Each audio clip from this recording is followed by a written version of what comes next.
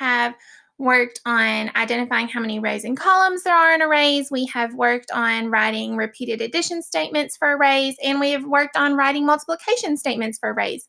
So today we're going to take those and create the array that matches those statements.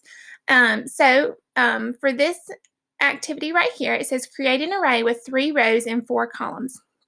Now in Seesaw, you have a couple of different options. If you wanted to use the shapes, you can use the shapes to do this. So I'm just going to go with hearts.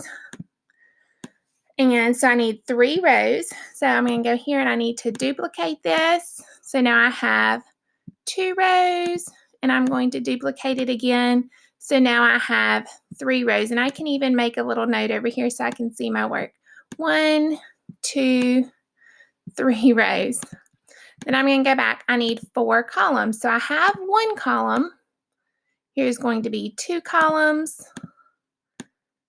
3 columns, and 4 columns. And then I need to finish out my array. So on my second row, 2 columns, 3 columns, and 4 columns. And then last but not least, my third row needs a second column, a third column, and a fourth column.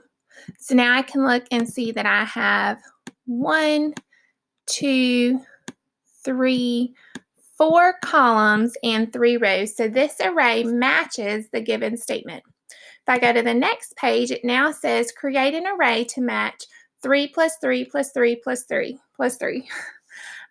So now I could take that any way. Remember, a repeated addition, that could mean that I either have 3 rows or 3 columns.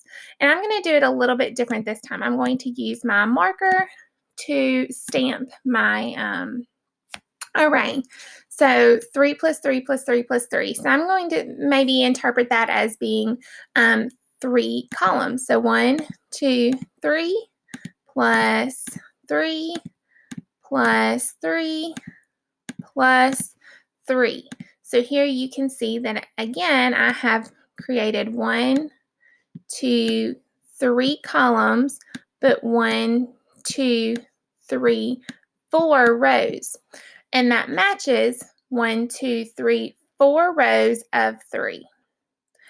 And on my last page, if I go to create an array to show 3 times 4, I'm going to do my marker again. This time let's do purple. It's my favorite color. So I need either 3 rows of 4 or 3 columns of 4. So I'm going to do 3 rows of 4 this time. So 1, 2, 3, 4. 1, 2, 3, 4.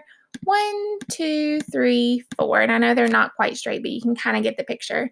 And again, we could see that I have 1, 2, 3 rows of 1, 2, 3, 4 columns.